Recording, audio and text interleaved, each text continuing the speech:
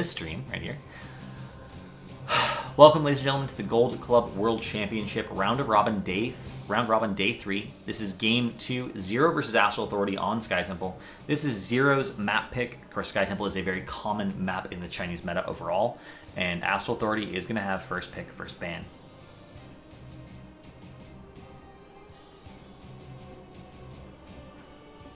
Now, it looks like Day 1, E-Star versus Dig also had Warhead Junction. So there's been at least two Warhead Junction maps played in this tournament so far. In the round robin stage, at least.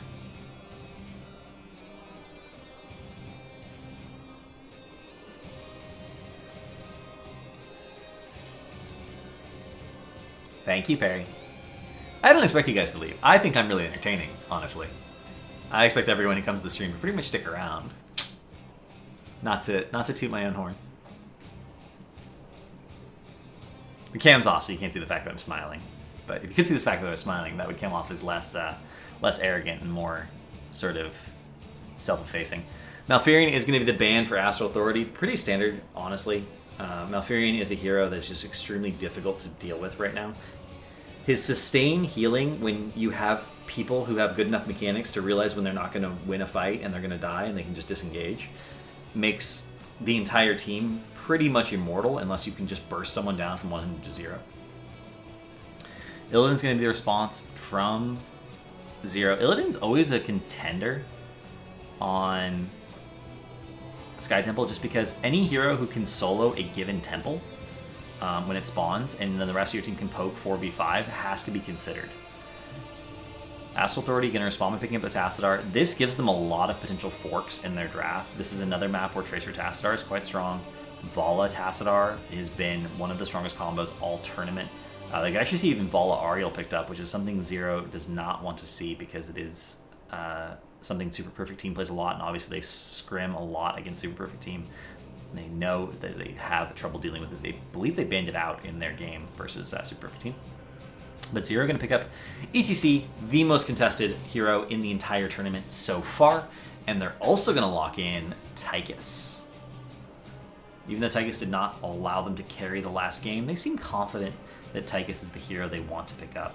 And Astral Authority is going to get that Vala. No surprise there. Tassadar Vala is just incredibly strong right now. And the question here is, do they pick up their tank, which is probably they probably want it to be a Johanna, or do they wait? Zero might feel compelled to ban a tank, and then they get either Johanna or Tyrael, whichever one does not get banned. Zero could actually ban Johanna and take Tyrael, which would really tank choke Astral Authority, would force them into the Muradin. But Muradin's what they played last game with this very similar comp, so that might not be a consideration that they're actually, might not be something they're actually very concerned about. Muradin has had a little bit of a drop-off compared to Johanna in terms of win rate in this tournament so far. Dahaka is still a consideration for Zero. I don't think we're going to see Dahaka picked up for Astral Authority. Tracer's going to be the ban from Zero. Wow. The respect ban. The respect ban on Tracer. Zero is taking Astral Authority very seriously right now.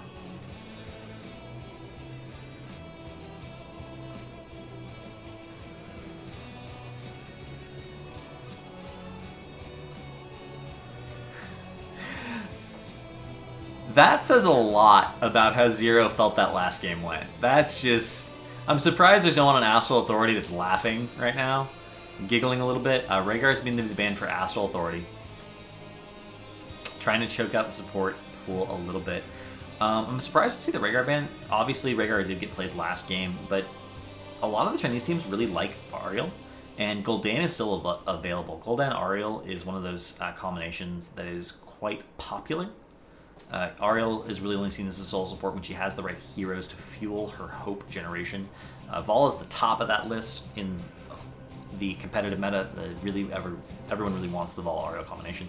But Gul'dan is a nice number 2. Would not be surprised to see Dahaka be the pickup here for Zero. Dahaka is highly prioritized in the Chinese meta and has been for months. Actually, everyone playing it at BlizzCon was mostly inspired by scrimming against Chinese teams, watching their Gold League play as well.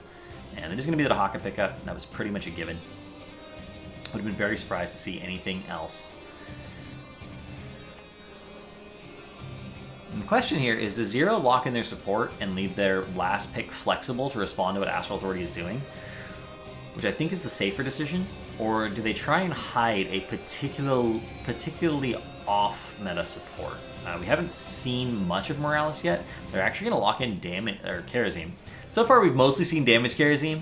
Kharazim is actually another hero that, with Transcendence at least, can very efficiently take the Shrine on Sky Temple. He doesn't take too much damage. He actually stays at max health. So again, always a consideration on Sky Temple. Do you have a hero who can stand on the Shrine, solo it while the rest of the team either zones or pokes the other Shrine, allowing you to potentially get more shots on average per Shrine phase than the other team?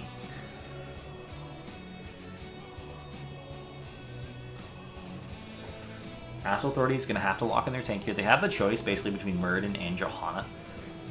They both have pros and cons. Muradin has a little bit more playmaking potentially. He has an escape. He has a lot more survivability, which is invaluable because Brightwing doesn't really have burst healing. But Johanna has really good wave clear. And when you're talking about Sky Temple, you're talking about structure damage. Being able to constantly have all your lanes pushed in because your team has really good wave clear means that the minions will start damaging the buildings. Every minion hit is one less shot that you need from the temples themselves. And Sky Temple is a very macro-oriented map. Things like wave clear are significant. And we're actually going to see Varian. Varian has been allowed at this tournament this whole time, but no one has actually picked him. We're going to see the first Varian pickup here from Astral Authority. And I don't know what we're going to see. Are we going to see Taunt Varian? Are we going to see Colossus Smash? Are we going to see Twin Blades of Fury? We could easily see Twin Blades of Fury. With that Tassadar synergy, he would be almost unkillable, kind of like a Illidan with a stun. But if they don't pick up another tank here, we're definitely going to see Taunt Varian. The concern here is that Varian is basically not a real hero until level 10. He has the stun at level 4, and that can help secure kills. But he's basically useless outside of having a stun on a 6-second cooldown until level 10. He doesn't do enough to actually secure kills on his own. But once you hit level 10, he either has blow up, lockdown, or massive sustained damage and sustained healing. And Astral Authority digging deep into their time pool here. Man, I want to go type into the other stream. Varian was picked. Like, I am so hyped. I've been playing so much Varian. I wrote an extensive guide on Varian. I actually did an interview with the designer of Varian at BlizzCon. He promised me he'd be a solo tank, and he lied to me. And we're actually going to see Zarya. So this is almost certainly... Is this going to be Taunt Varian? Is Varian actually going to be the tank in this composition?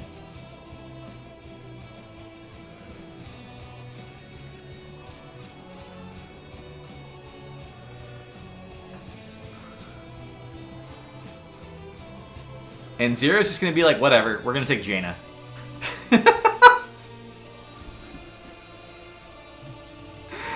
Oh my god. Power Slide into Drag is enough lockdown to guarantee the full duration of Jaina's combo. The full duration of Jaina's combo is going to kill people. Just straight up, they're going to die. That's how that's going to work. So there's a huge concern.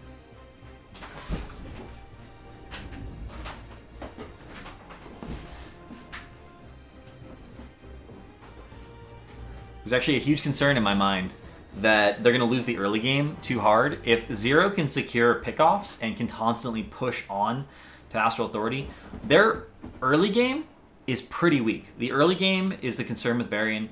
You can make some comparisons to Abathur. Sometimes you'll see Abathur get picked in the pro meta, and the Abathur team will just like lose a fort before level 10. They'll be 10 to 8, and they'll start to catch up once Abathur has Ultimate Evolution, and you can be more aggressive. But Abathur gives you soak, right? He's always there on the map. He's picking up experience everywhere on the map constantly. Varian doesn't give you that. He doesn't have wave clear, like, say, an Asmodan. Asmodan stacking Taste for Blood gives you some wave clear, so it helps keep your lanes pushed out, which makes you a little bit safer. You don't have the body soaking potential of Abathur. You don't have that global presence. Varian needs to get to 10 to be a real hero, and provides nothing that allows his team to get to 10. Which means Astral Authority needs to play the entire early game extremely safe. But it is worth noting that in every game Astral Authority has played so far, they have won the early game. They won the early game twice yesterday against Ballistics, which is the top team in the world right now. They won BlizzCon. They're the top. They won Super League. They are an amazingly strong team. So we're going to be in a situation here where Astral Authority, if they play to their strengths, win the early game, they're going to get to 10 with Varian. And Varian post 10 is an extremely strong hero. That weight is often justified. But we're going to be going into the actual game here. 0 on the left-hand side, Melody C on Jaina, M on Dahaka, Gemini on Karazim, SK on Tychus, and 6 on ETC.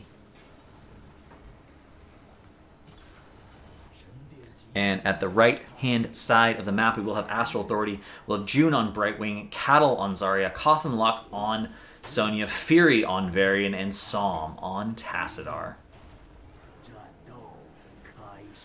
And we are going to see the Lion's Maw pick up at level 1. This is the quest that does increased damage on your Q each time you hit a target. And then once you have hit 30 heroes, it increases the slow to 2 seconds from 1.5 and increases the slow to 40%. That is the pickup I would expect for either the tank build or the Colossus Smash build. I really do think we are going to see Taunt Varian. This is going to be Taunt Varian. We're going to see pretty standard talents across the board from everyone else. Block Party, Primal Aggression. This is going to be full support Karazim with Transcendence. We're going to see the Grenadier for Zarya. This is going to be the ranged assassin version of Zarya. And Deep Chill for Jaina. Going for that slow, trying to get as much denial on mobility. One of Varian's major problems, of course, is he does lack mobility. And Cawthon Luck already going down. 0 already doing exactly what they need to do. They need to be punishing Astral Authority in this early game, picking off heroes over and over and over again and keeping their lanes pushed. M is going to be a critical facet of that. With that Primal Aggression, he has that amazing wave clear. He's going to be able to lock down lanes aggressively, and Cattle being put in a corner is going to end up going down. And this is textbook Varian counter. You just keep killing the team that has Varian in the early game because they're basically fighting 4v5.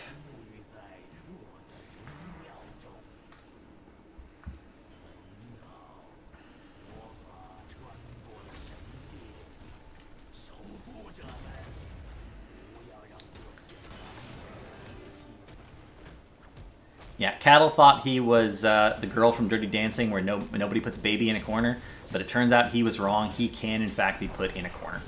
We're going to see Earth Ally be the pickup at level 4. Cawthon is going to go down again. So much chase potential from Karazim and SK. That mobility is so strong from 0. They're just getting on top of Astral Authority and not letting them get away.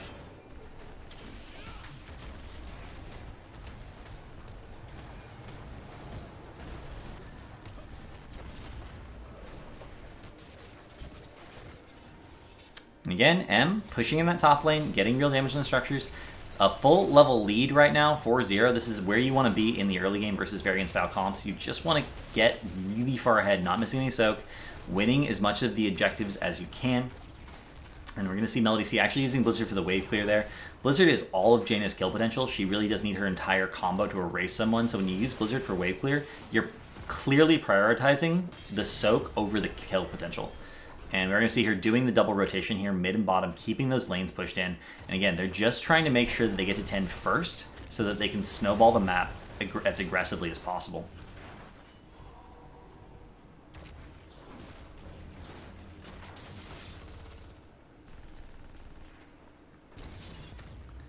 And we're going to see the push in here. This is one of the things that Zarya plus Tassadar gives you an advantage on, especially with Vol as well. You can start sieging up buildings directly because you tank the shots with Zarya shields, and they're actually beneficial instead of harmful.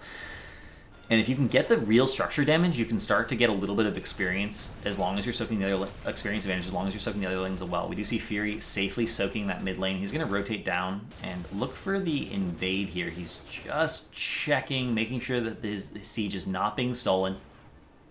Keeping an eye, doing that normal mobile ward thing that tanks like to do, but unfortunately he doesn't have an escape, so if he doesn't get caught, he's going to be in a lot of trouble. You can see he's playing extremely carefully for that reason.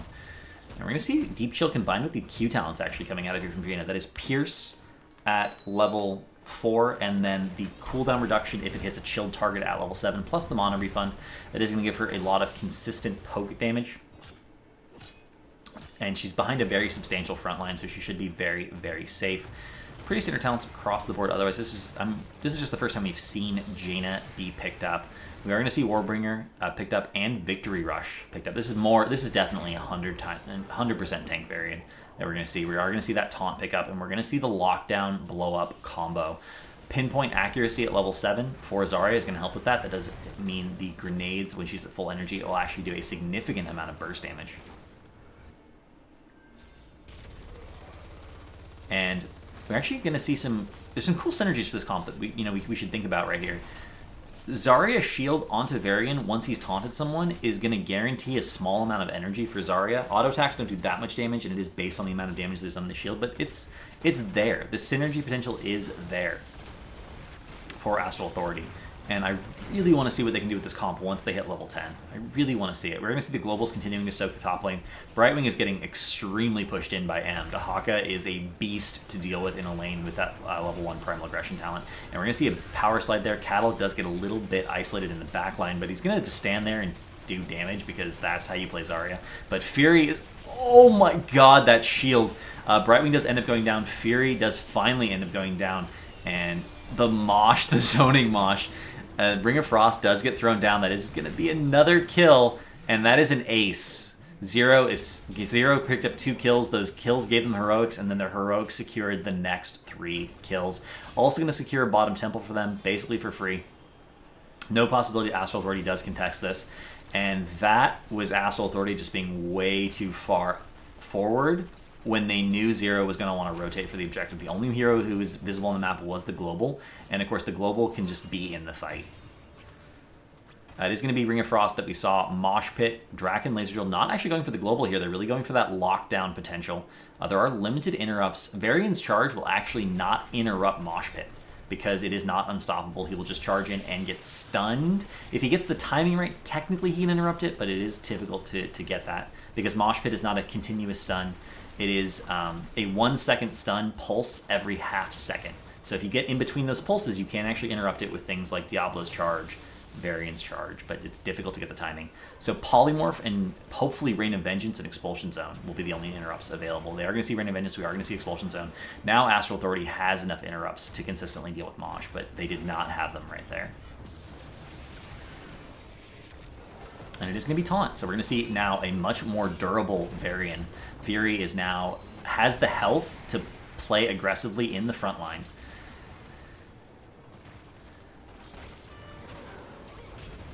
He does get that 50% bonus health by picking up Taunt at 10. He's now a much more survivable hero. We're going to see the charge in, the stun. 6 takes a little bit of damage, but not quite enough. The focus fire is not quite there yet. They're waiting for Cattle to build up energy before they commit deeply to this.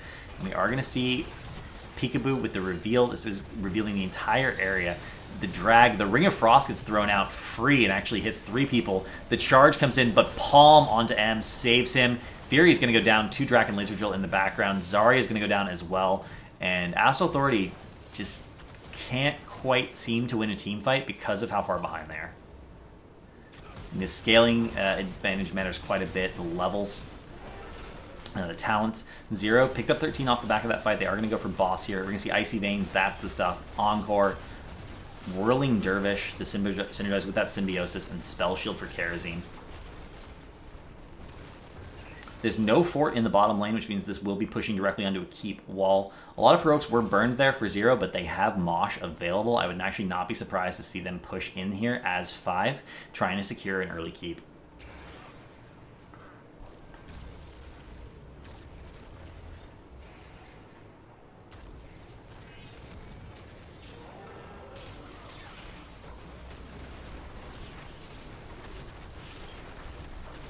We're going to see a lot of siege damage. Jaina just burning her combo on the tower here. They want to get through this wall as quickly as possible. As soon as they're through the wall, there's potential playmaking for 6. He can get that power slide. He can get the mosh pit potentially. And we're going to see the slide in. Ends up getting a double stun. Knocks everyone away. They are going to get the entire keep wall. 6 actually getting caught here a little bit. Rain of Vengeance does miss Expulsion Zone. Knocks them away. Does not secure that kill. And 14 to 11, Astral Authority is going to have to let this go. They get the stun onto the Siege Giant to deny some of the keep damage. The keep is low enough that the next temple phase that is starting right now, if Zero secures this bottom temple, they will guarantee get that bottom keep. And having a keep early, this early in the game, pre-10 minutes, the lane pressure is so incredibly difficult to deal with. But we're going to see Gemini steal some shots, get the Radiant Dash out, this charge into the taunt, into the wall, into the expulsion zone. But there's not enough follow-up damage, and Gemini just literally walks away.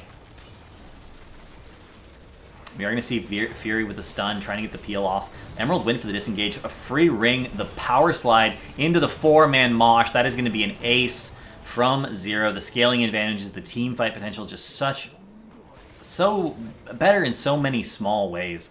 But it really does come down to that scaling advantage and the talent tier advantage. You just can't. You cannot get to level 10 with Varian as your main tank against a good team without being behind. You cannot do it. Good teams will punish you in the early game, and they will end up with, in this case, a 4-level lead, 16 to 12.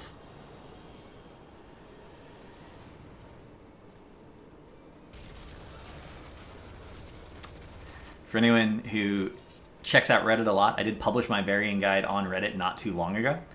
And someone asked me what I thought about Varian as a main tank, and I said that in the competitive meta, any team that tried to draft Varian as a main tank would lose, and by like the 12 to 13 minute mark. So far, I could still be wrong, right? We're getting close, but I really think that the handicap of not having a real hero until level 10 is just too big in the competitive meta right now.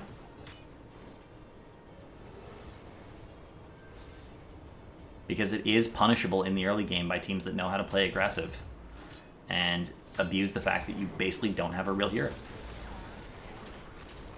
We're going to see another fight. This is, again, down a talent tier. A free ring thrown out again does a lot of damage. Melody C takes a lot of damage. Palm comes down. Palm is not triggered, however. Melody C is finally going to go down there, putting a kill on the board. They end up trading 1 for 1. Fury is dead. Cattle barely gets away. The Dragon Laser Drill does do a lot of damage. Coffin and June both forced to back out. They really need to leave. And we're going to see M try and chase down Tassadar. Not quite going to do it. SK with the aggressive chase onto Cattle. The grenade, the perfect knockback, and he does end up securing that kill.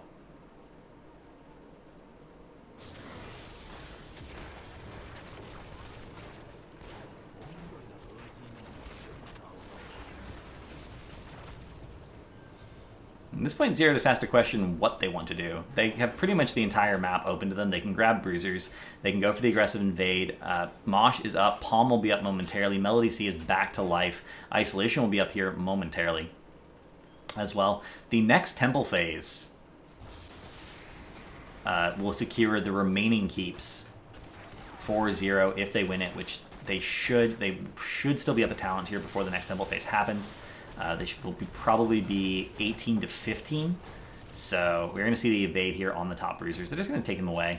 And they're actually sharking around for the kill. They're waiting for June to come a little bit too far forward. They're waiting for someone to check the bush. Fury is right there. And there's no one visible on the map, so AA knows that they can't really just walk into this. They're walking through a corridor right here. They don't really want to be doing that versus an EDC who has Power Slide Mosh Pit available. But it is just Fury going forward. Everyone else stays far enough back. Fury can tank that. Again, he does have taunt, so he does have enough health. This is not necessarily the low health variants you're used to seeing. But the aggressive invade here, and AA is actually trying to take this fight. I don't think this is a good decision. They shouldn't be anywhere near this camp. And we're going to see the ring come down, but it only hits Tassadar, which is fine. Psalm does have his E available, gets out of there immediately. The drag lands on Zarya. That is going to be another kill. And 18 to 15, they do steal the Bruiser Camp. This is double Bruiser Camp actually pushing in. This is going to secure top keep 100%.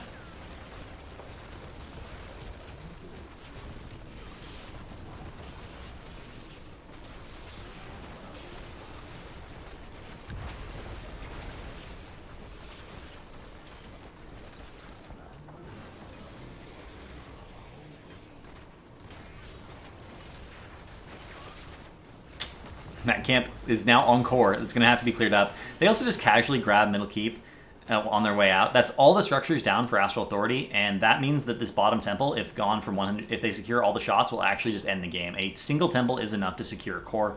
Astral Authority needs to force this fight, but we see everyone on Zero is just standing in the way. They're literally just going to body block them, delay them, dismount them. And Astral Authority's barely going to get there in time to contest. They're going to finally have 16. They will be on an even Talon's fight for the first time in a while. Expulsion Zone tries to catch Melody C, does not quite work out. Melody C actually gets hit by the Shrine minion. That's some free damage. You're going to see a little bit of a heal up there. Fury is going to go down again, tries to get on the point, doesn't quite manage to get there. Mosh into Ring. That's another 2 kills. That will be GG. Psalm is dead. Cattle is dead. There's no possibility they get out of the situation. The core is at 17%. Palm gets cast onto a full health hero, and that will be GG.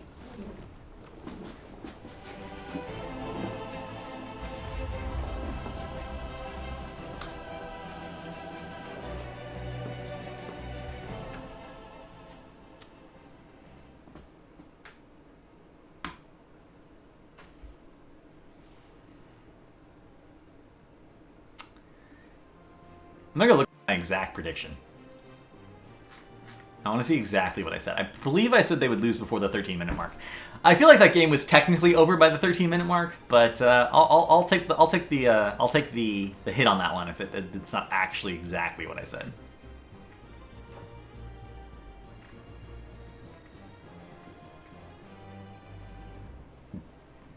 But I really don't think Varian's viable as a tank. Not because Taunt's not actually a good build, but because good teams will punish you so hard in the early game that you cannot get to 10 even, and you will lose. I said lose the game in less than 12 minutes. I feel like the game was technically over by 10 minutes, but Zero played it safe and locked it out the slow, careful way.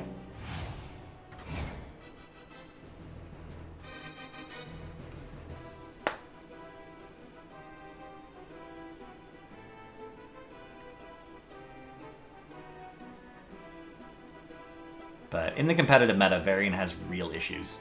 Because teams that know how to play aggressively in the early game and punish you, you just won't get to 10. You won't get to 10 even. You will get to 10 behind pretty much every single time. And then it's possible to climb that slope. It is. It's possible to climb that slope, but it's not easy.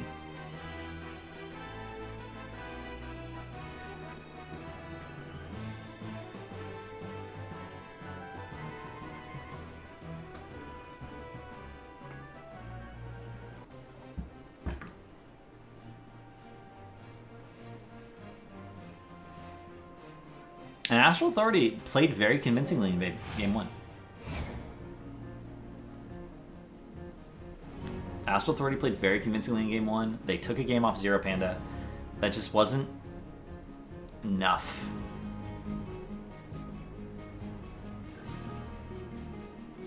The score will end up being 1-1, however. Zero taking Game 2, Astral Authority taking Game 1.